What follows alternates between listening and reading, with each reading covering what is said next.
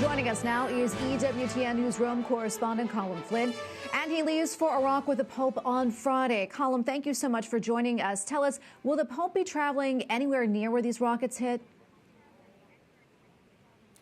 Tracy, no, he won't, but this is still very worrying with the papal visit only 2 days away. Now, the rockets hit this morning around 7 a.m. in the Anbar province of Iraq, which is about a 4-hour drive from Baghdad, Iraq's capital, and where the Pope will be landing on Friday. Today's attack was the first one since the U.S. struck Iranian militia targets along the Iraq-Syrian border last week. That killed one militiaman. And remember, Tracy, there was a rocket attack outside Erbil airport 2 weeks ago and a double suicide bombing in Baghdad in January. So this raises concern that these back and forth attacks will continue and could escalate. As far as security, Colm, what does it look like leading up to the Holy Father's trip? Not many details about the security have been released, Tracy. Iraq will be overseeing security, presumably by their military, but it has been suggested by numerous sources that perhaps they will be receiving assistance from other nations. Now, remember, a papal visit is similar to a presidential visit to the country, and security operations are both extremely complicated to arrange and extremely expensive to implement. Internally, it will be Iraqi Airways who will be transferring the Pope and us journalists to and from various cities by both plane and helicopter.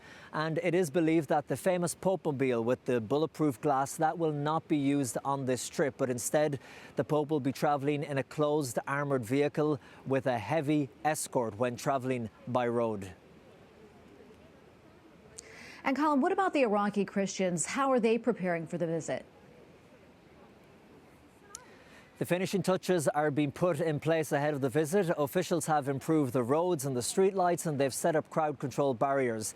Stadiums are being repainted and flags are going up everywhere. Now, volunteers in Karakosh, where the Pope will spend his last night, they've been cleaning the Church of the Immaculate Conception, which was greatly damaged in the 2014 ISIS attacks.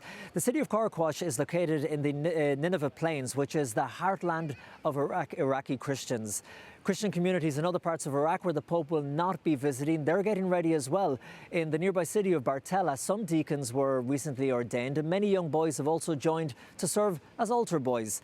This is a once-in-a-lifetime chance for Christians in Iraq and the people of Iraq in general to see the Pope in their country, if not in person, then at least on TV. And after all the suffering they have lived through, the Christians and the people of Iraq say that hosting the Holy Father in their home is one of their greatest joys. Yeah, indeed. And quickly, before I let you go, did the Holy Father mention the trip during his weekly talk today at the Vatican?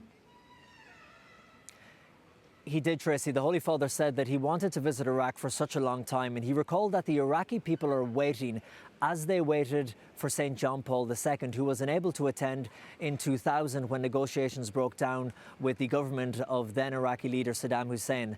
Now, Pope Francis asked all of us to pray for this apostolic journey so that it may bear hope and unity. Tracy? All right, Colm Flynn, EWTN News Rome Correspondent. Thank you so much. Thank you, Tracy.